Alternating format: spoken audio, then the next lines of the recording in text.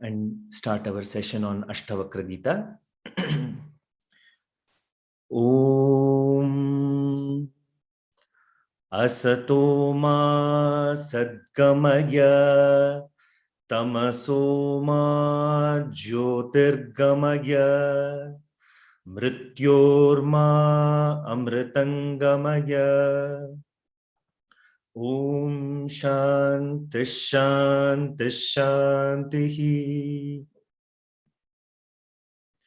Ajnanatimirandhasya Jnananjanashalakaya Chakshurunmilitam Yena Tasmai Shri Gurave Namaha. Harihi Om. So in the previous session, we saw this beautiful verse, 8th verse of 15th chapter of Ashtavakra Gita, about Shraddha, the need to have faith in oneself, one's efforts, faith in the Guru, faith in the Shastra. So when one has this, one can easily proceed further in the inquiry of self or in the journey of self-realization. So Shraddha is that magic ingredient which will keep you on track in the pursuit of Vedanta. Moving further, 9th verse, 15th chapter.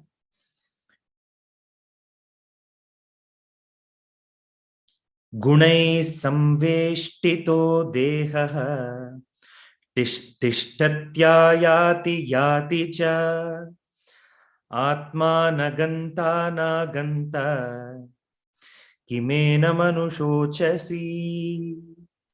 I took in the Gita tune. Usually I used to chant it differently, I suppose. Gita was there in the mind. So you see, Ashtavakra is again bringing our focus to the nature of self, which is eternal, which is timeless, which does not have birth, which does not have death. So timeless, how to appreciate it? Just bring the element of birth and death, then you will be able to appreciate timelessness very much. Of course, you can take any different standpoints in order to understand the timelessness, but one of the simple and easy way to appreciate timelessness would be everything else in the world has a beginning and has an end, but the self, the I, the witness does not have birth, does not have death.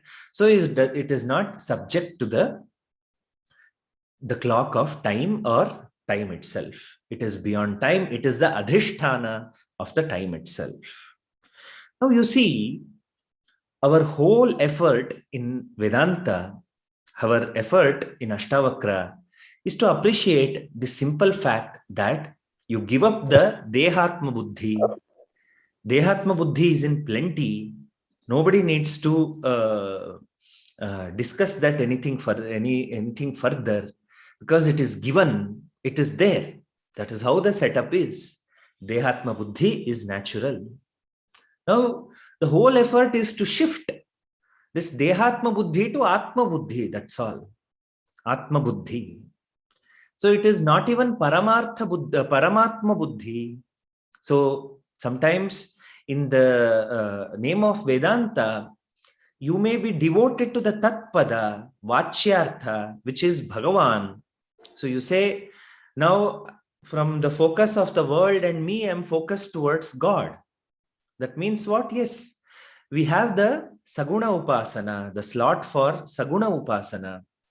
You are appreciating the same Brahman in the Saguna aspect.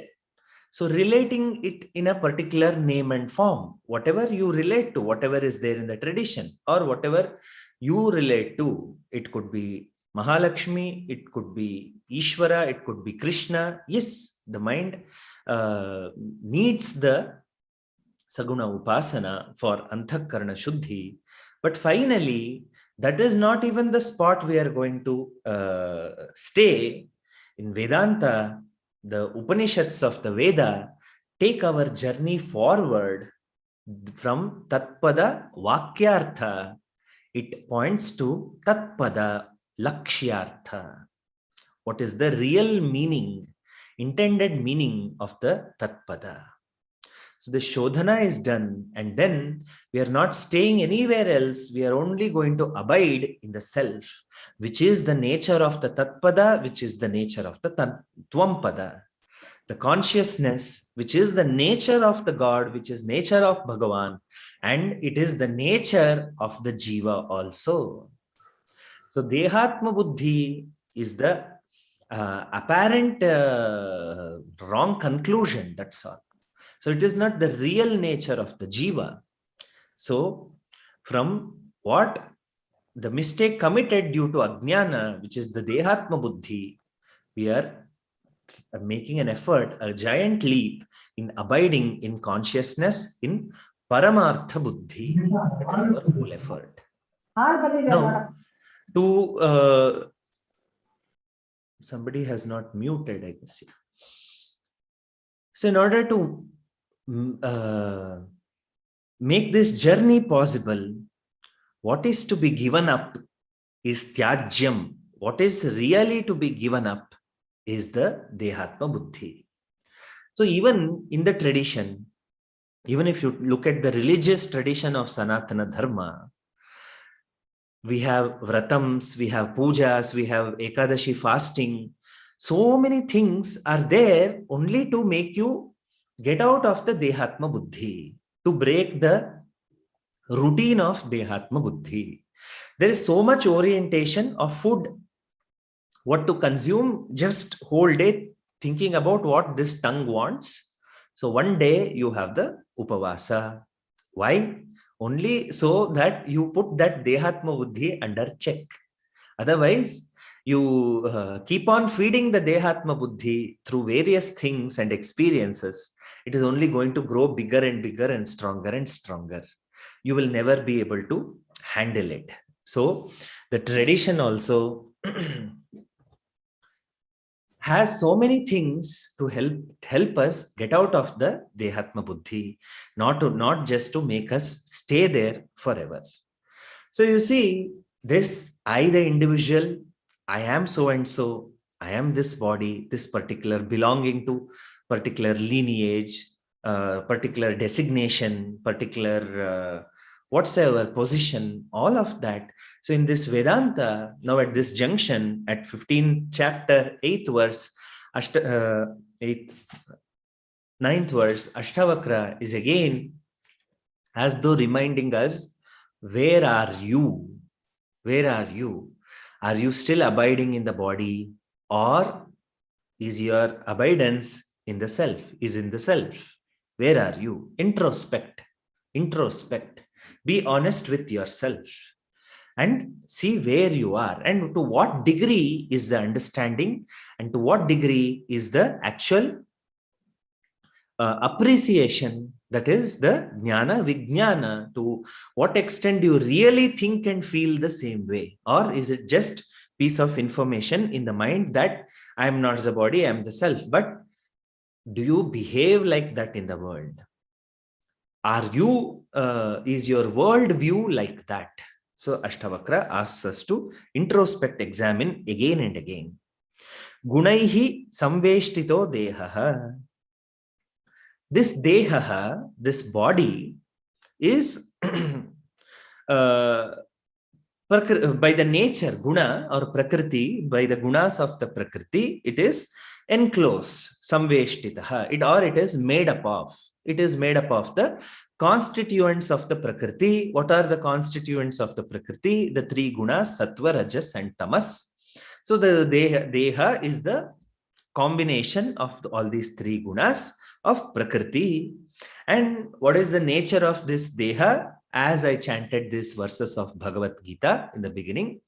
So the body comes, tishtati, it comes, and ayati, tishtati, or whatever, interchangeable. Ayati, it comes. Tishtati, it stays for some time. And yati, it goes.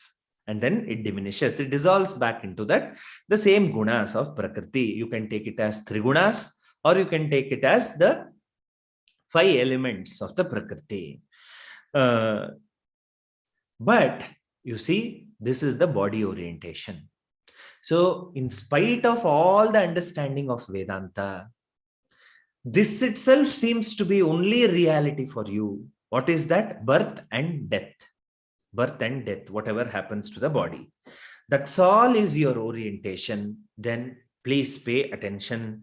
This is not, the journey has not yet culminated in the proper understanding. You have to make more efforts to understand that the body is unreal. What is the only real is the witnessing awareness, and its nature, consciousness, is the only reality. So again, he is bringing forth that same point. And Ashtavakra here is saying that whereas Atma na ganta na aganta kimenam anushochasi. So Atma neither is born nor dies. It neither comes, neither goes. It is the adhisthana for everything. Like space, vyomavata. Like space, it is ever present. Like, so please remember, like, space is not Atman, or do not do an equivalent thing there. Like that of space, the nearest example. So, like that of space, which gives avakasha for everything to happen, yet it is untouched by whatever is happening in its presence. So self is also like that. In the presence of consciousness, all vrittis are coming and going, yet I stay as the awareness. So you see how you can really absorb the teaching and really make it your own.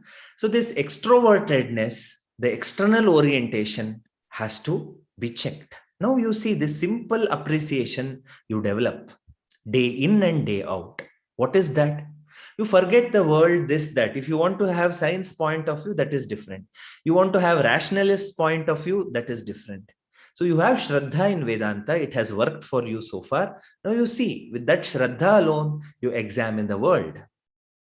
What is the world? Again and again, I have told in the earlier classes also, the Upanishads, especially Mandukya Upanishad talks in a very high tone that whatever world, samsara, relationships, problem, corona, whatever you want to say, whatever knowledge, experiences, everything is coming as a vritti to you in the mind.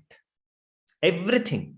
Okay, corona situation. What is it? External. Just okay, don't go external there. Okay, fine. All that you're reading, seeing, experiencing, sometimes personally, all of that you see. Where is it all happening? In the mind. Everything is coming as a thought in the mind. The fear about the virus coming as a thought in the mind. The helplessness you feel when you are looking at the Afghanistan situation is coming as a vritti in the mind. Then your own apprehension about the future, what will happen, whatsoever, that is coming as a vritti in the mind. The dukkha of some past situation, gain or loss or something, it is coming as a vritti in the mind. So all of it is finally is appearing as a vritti. The world, whatever you are calling as world, is coming as a vritti to you in the mind. Nothing more than that. Nothing more than that. Whatever world you are seeing is coming as a sensation to the senses, sense organs, and then it is coming as a vritti in the mind. And you are a witness to that vritti constantly. You are the witness. So there is a temporary element and there is something permanent. So what is the permanent? You as a witness staying there, as a silent witness, uninvolved witness to every experience or every bodha or every vritti. You are there. World is appearing and disappearing. Everything finally. Body, that also is appearing as a thought. You see, that's why sometimes that thought is also absent because the mind is preoccupied with something else, and suddenly a scratch, or you touch some hot surface, how unknowingly, because at that point of time the body as a vritti is absent there. So you as a sakshi is present to some other vritti, and something happens, then you need to, how did I miss this? It is so obvious, how did I miss? Because at that moment body also as a vritti was absent. See that? Now our whole focus is on the temporary element there. Temporary element. Things which are coming and going. That which dehaha ayati tishtati yati. So dehaha, which comes, which stays for some time and then it goes. So we are focused only on that, either on this deha or the other dehas which are related to this deha. No, dehaha to take. Then you take any other thing and apply the same thing. Ayati, tishtati, yati. It comes, it stays and goes. So anything you apply, universally applicable, anything. Whereas the self, the witnessing awareness, you, your real nature, you're ever present. You're ever present as the Sakshi. When you understand this fact and pay attention to this permanent element, which is you, then there is nothing to anushocha, there is nothing for shoka. Because you have first step, you have the intellectual appreciation that everything only comes to only go. It comes and goes. You have this knowledge, you have this appreciation. Now really you get involved with the world and apply this real fact, apply this sutra, apply this reality, look at the world through this real lens, and then that becomes your anubhava. It becomes your anubhava. Thus, gain or loss of anything will not affect you, because you are here operating from this paramarthika standpoint, from the real element, which is you, the witnessing awareness, the self. So Ashtavakra is asking, then what is there to mourn over anything? What is there to really mourn over anything? So real shoka cannot take place for a jnani. For a atma jnani, there is nothing called shoka. He or she, again, see, this is the limitation of the language. You don't have pronouns for jnani like that. So he or she never has the experience of shoka, moha, dukkha is not there. Yes, out of compassion, you are really responding to the world situation, but everything is badita, everything is sublated reality for a jnani. But absolutely nothing can hurt, nothing can cause shoka and moha for a jnani, because he or she is not operating from the temporariness or the temporary standpoints at all. So this has to be appreciated again and again. So this is the truth of the Vedanta. This is a simple truth of Vedanta. If you can appreciate and absorb this, life becomes such a easy journey to go on a day-to-day basis. You see, it's like a movie which you have already seen. From starting to ending, you have seen, and you have whatever is the plot of the movie, you have known it now. Now, an occasion comes, so during the first time, you went through all the emotions of the movie there, whatever was happening, because you did not know what is the end of that movie. So you were so involved. So with the dance, you danced, with the sad scene, you were saddened, and everything happened. But finally, the movie concluded, you got the gist of the movie, you understood the message of the movie. Now you play that movie again, You happen, some family gathering is there or whatever, you happen to watch that movie again with everybody. Now you know what is coming. What is coming, you know already. What is the whole plot of this movie, you already know. What is the conclusion, you already know. So this is like, this is really the experience of a jnani. The show is already known. The show of life, that secret of that show of life is known. What? In the light of consciousness, everything is appearing and disappearing. So that's why a jnani or Vedantins must never be interested in the future prediction of the astrology. Why? We already know the prediction. Jatasya hi dhruvo mrityuhu. Whatever has come will end one or the other day, or what is not there can come also in future. That's all is the prediction. That what else is the prediction? Will I gain something or will I lose something? Will it be there? Good will happen or bad will happen? Because sukha dukkha both will happen in this life. A jnani knows. So least bothered about time, first of all. So least bothered about the future predictions also. So what is the place of astrology in Vedanta? What place? We have no relevance of it, because why? We are interested in timelessness, not in the time.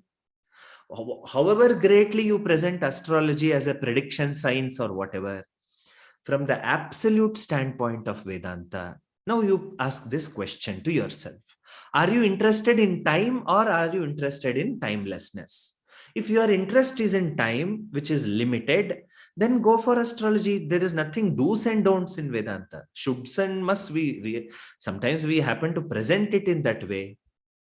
But really speaking, it is to know where is your commitment.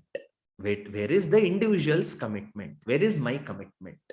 My commitment is in time or is it in timelessness? If your commitment is in time, then Dehatma Buddhi, Ahankara, Mamakara, everything has come forth. You bring one, everything else comes. You bring Dehatma Buddhi, time, space, everything comes. You bring Ahankara, Mamakara, time, space, everything comes. It is like that. So buy one, get hundreds of other complications free. It is like that. It's not even buy one, get one free. So this is that scheme. Or you want to be focused in the Paramartha, in the Paramartha, where you're simply the witness of this unreal show called life. And what is the magic of life? Swakale Satyavat Bhati. What is this magic? Please understand this magic. Another insight about the this enchanting magic called samsara, or enchanting magic called life. What? Swakale Satyavat Bhati. When it is happening, everything really seems true. Satyavat, not true, not Satyam, but Satyavat, as though it is the truth. That's how we will experience it. That's how we will experience it. This people, Vedanta people, will not be able to appreciate. That's why when everything is fine, everything is fine. I have a nice chair to sit. My temperature around is good. Then I have had morning coffee also. Fine, good. Then breakfast is waiting after the class to consume. All the thing, if it is there, then wow, what amazing class. What Vedanta. What is that Bhagavad Gita? What is that Upanishad? I heard like this. My God, what an understanding. But one thing in this goes wrong. Then you are totally involved in the samsara again, or somebody says something, some complication to handle. All Vedanta has temporarily dried up. Swakale Satyavat Bhati, what appears to be as though Satyam, you are totally involved in that. Again, Mithya. It is Mithya. So that's why Viveka is so important, not to get carried away with the experiences of life. So it's so important to note this life, what is happening, Satyavat Bhati. It will seem as though that itself is the only real. Some death seems like that itself is the reality of life. No. Again, every situation, rise yourself to the higher standpoint. Death has happened. Yes, the whole situation will make you look at the world only from the Dehatma Buddhi. Do not do it like that. Go to Paramartha. Go to Paramarthika Buddhi. Don't get stuck in the Vyavahara and Pratibhasika. Lift yourself up by reading, chanting, or reminding yourself of the meaning of the shlokas of Bhagavad Gita or Ashtavakra Gita. Remind yourself. Then the tendency which is there to fall down, you are risen up, you rise up. So that one has to do, not to go for Dehatma Buddhi.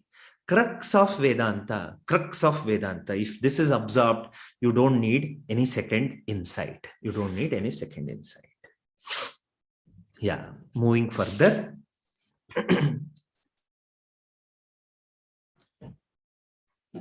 10th verse, Dehastishtatu kalpantam Gacchatvadhyaiva va punaha kavriddhi kvacha va hanihi tavachinmatra rupinaha.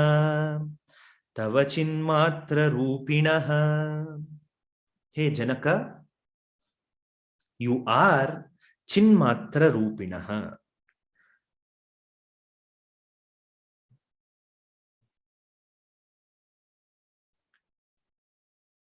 You are the nature of absolute consciousness, nothing else. You are not the Deha. And Deha, don't be bothered about it. The essence of this 10th verse, what Ashtavakra is trying to say is, don't be bothered about the Deha, how did it come, where it will go, all of that, don't be bothered about. Why? Because you are not the Deha in the first place at all. So let the Deha be there till the end of the Kalpa. So what? So Deha will be there in one or the other form till the Kalpanta. So the five elements have constituted together and this body has come. This body merges back into the 5 elements and they are there in the other form, some other form it takes a form. So what? And this Panchabhutas will be there till the Laya, till the Kalpanta, which is the end of the manifestation. So a manifestation of the universe has come forth, which is the Srishti. And that Srishti is in the Sthiti right now. All the planets are moving around, all the Srishti is there. The Jivas are experiencing their karmas, all of it is there. And a point of time comes in the time scale when the Laya or the Pralaya of this Kalpa, which has started, will happen. So until then, body is there means let it be there. What is the big deal in that? Because you are not the body to start with.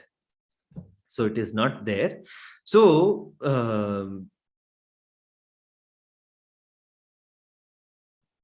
let go of this Dehatma Buddhi. When you have let go of that Dehatma Buddhi, Kva Vriddhihi, Kvachava Hanihi, Na Nathe. So you do not have any Vriddhi, you do not have any Hani. There is really speaking, there's no real gain for this Deha, there's no real loss for the Deha. It has come, it will stay, it will go. Whatever is associated with this Deha also is temporary. There may be Vriddhi for that. There may be Kshinaha or Hanihi of that, but doesn't matter. Finally, nothing of it matters. Because in this life, please understand, you are Chinmatraha. You're the nature of consciousness. So this point, Ashtavakra is again re-emphasizing for us to abide in the self,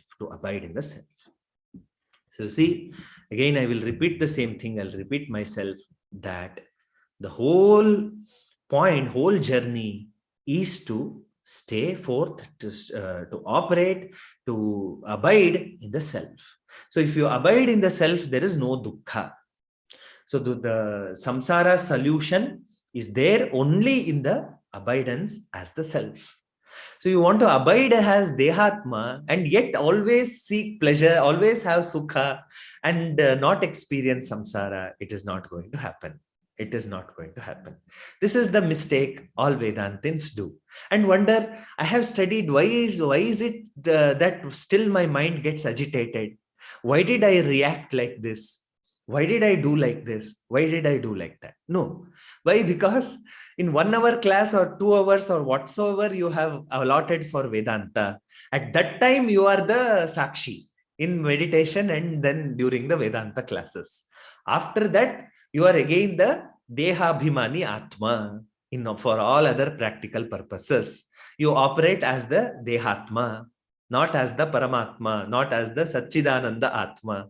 You operate as the Pakka 100% Dehatma.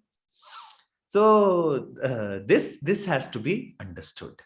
So you operate like a deha and one with dehatma buddhi, with ahankara, mamakara, everything intact, and expect you not to get bruised in the samsara or in life. That is not going to happen. That is not going to happen.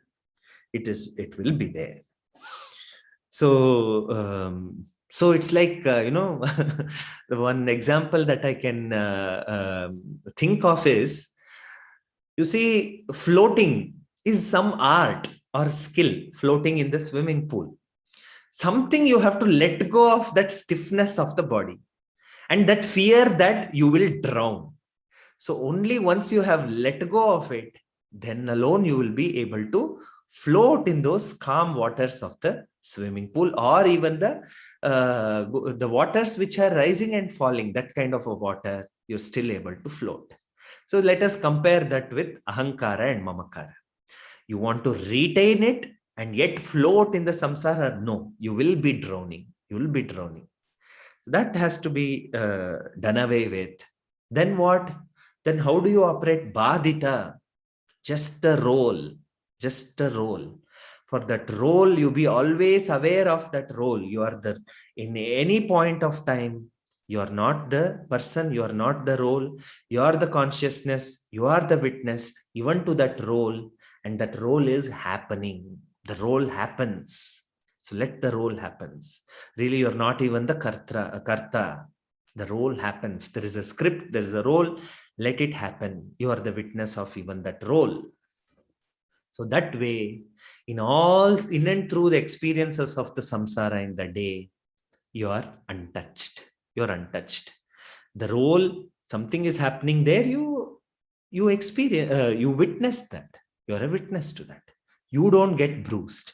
The role gets bruised. The role gets frustrated. The role is angry. The role experiences emotions. The role is experiencing fear. Move to a higher standpoint. I am just the witness of all of it. I'm just the witness of all of it. As you stay in that Sakshi Bhava, as you have this Antakarna Shuddhi, then that role also is not going to experience great turmoil or great ups and downs. That also has calmed down, because ahankara mamakara is also badita. So that also, the reactions to the world, the emotional disturbances, the pain, the old memories, all of that will not haunt you. All of it will become reduced as even you are progressing in the journey of Vedanta.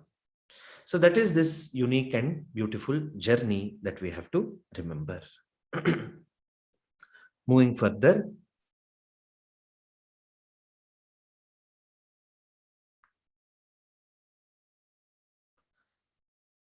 Tvayantam maham bodho vishwavichi svabhavataha udetu vastamayatu nate vruddhirnavakshitihi. So this illustration, this comparison, Ashtavakra has already given in previous verses. He says, in you, tvayi, in you. And what is that? In you, what is the Ashtavakra comparing for you? Ananta maham bodhau. Ananta maham bodhau. He says that you are the infinite ocean of consciousness. Infinite ocean of consciousness. So you are that ocean of consciousness. In you, Vishwavichihi Swabhavataha Udeti. va astam. So you are that ocean of consciousness. In you, this waves of the world are rising up, falling down, rising up, falling down. You see that you are that infinite ocean of consciousness. In that, a wave called Jagrat Avastha has come. We all woke up. There is this Jagrat Vritti. So add entire Jagrat Avastha and just for explanation purpose, make it one Vritti. So one wave has come up, which is the Jagrat Avastha. It is there for some time. It merges back into the same ocean of consciousness. Then what another vritti has come up, which is called the deep sleep vritti. Then again another vritti comes, which is the swapna. So you see, it is not Jagrat, Swapna, Sushuptiya. Sometimes we say in the order like that, but Jagrat, Sushupti, Swapna. The Jagrat Avastha has to totally disappear for the dream world to take over. It doesn't count. Jagrat, dream, deep sleep. No, it is not that. You are dead to the Jagrat. The deep sleep has taken over. And then the Swapnavastha comes. Again, Swapnavastha merges back into the same ocean of consciousness. Then a deep sleep state has come. So you are just the witness to all of it. Now you take in that Jagrat Avastha. In that Jagrat Avastha, a wave of excitement has come. A wave of fear has come. Wave of uncertainty has come. Wave of dukkha has come. Wave of confusion has come. Wave of frustration has come. All this, you're only a witness to all of it. And even if they come, when you understand that you are the ocean of consciousness, it cannot touch you, it cannot shake you. Can one wave disturb the calmness of the ocean which is there underneath? That still ocean which is there underneath? No. Only on the surface it is happening. So you take out one glass of water, or you add one entire river into ocean. Has anything changed? Nothing changes. So similarly is our true nature, is your true nature, which is Amritatvam, which is Sachidananda Swarupa, Satyam Jnanam Anantam Brahma itself. So there is no change in this whatsoever. So really speaking, all gain and loss are all temporary. What is to be accomplished is already accomplished.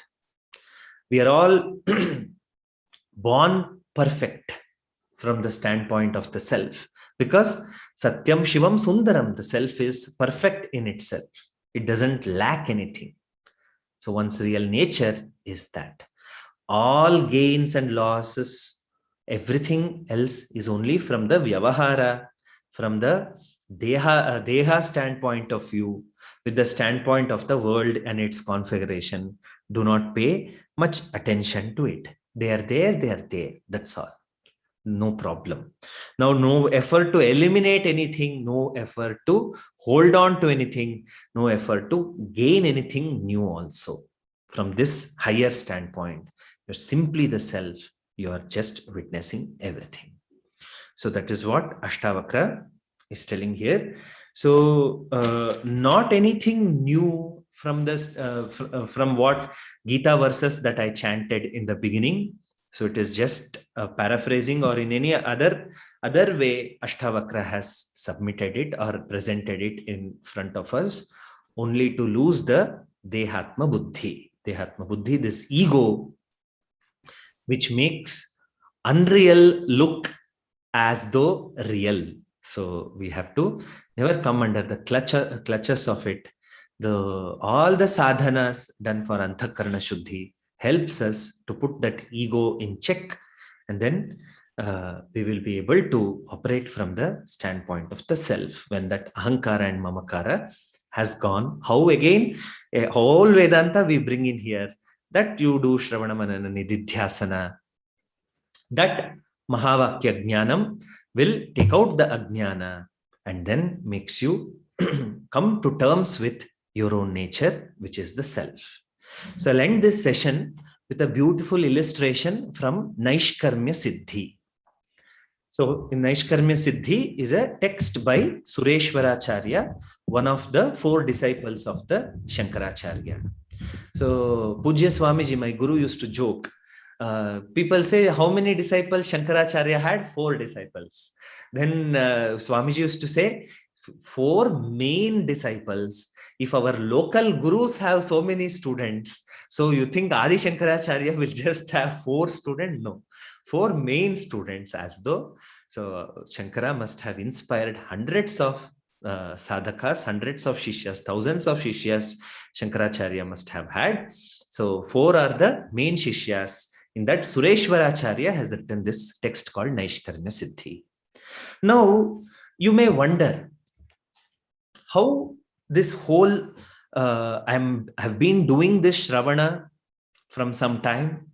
I have been listening to the words of the gurus, but yet, why is that I'm still in the slumber called samsara? Why am I as though asleep to the reality? Why I do not have full-fledged realization of my own true nature?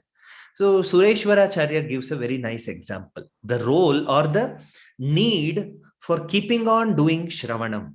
Why it is required to keep hearing to the Mahavakyas, to the words of the Guru. Why? What is the requirement? So Sureshwaracharya gives an example. A person is sleeping. Okay, that person is dreaming also. In that dream, what happened? He or she is in a palace. This is happening, that is happening, everything. Then his mother or father calls him, "Hey Suresh, get up. Hey Suresh, get up." The person was in deep sleep or dreaming, unaware of anything of the world. But yet, to that voice, you wake up. How do you wake up? We don't know, but we wake up. Science also is not totally explaining this phenomenon. How do you wake up? Because in deep sleep, mosquito bites, you are hitting earthquake. So many people, they have slept through the earthquakes. Happily, they have slept through the earthquakes. But somehow, somebody calls and you wake up. How do you wake up? We don't know, but we wake up. Similarly, in samsara, we are drowned by taking ourselves to be body identified people, and then with so much dukkha, confusion, fear, all of it. Yet you keep listening to Shruti Mata, and then she says, Tattvamasi, Uttishtata, Jagrata. You wake up. You wake up from that slumber of dukkha, confusion, this, that. You have the possibility to wake up. There, it can happen. Sureshwaracharya says, you can wake up from samsara, from this calling called Mahavakya. So what is Mahavakya? Mahavakya is the Shravanam itself. So entire Shravanam is the Mahavakya Shravanam only. You may not have, the teacher might not have, or the speaker might not have repeated Aham Brahmasmi or Tattvamasi in a particular, exactly in a particular session. But the intended meaning, all of it is culminating in the Mahavakya itself. So we must keep reminding ourselves and have this alarm called Shruti Upanishad Shravana, and there is possibility to wake up from this dream called samsara. You wake up from the dream, then you know that, hey, array, this was just a dream. Same is the experience of a jnani, nothing different. Some magic is not going to happen.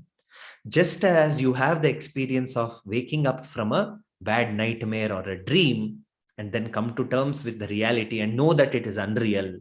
Similarly, a jnani wakes up to his or her own nature and know that it is all a dream, continuing dream. With that, we'll end today's session. Om Shanti Shanti Shanti Harihi Om.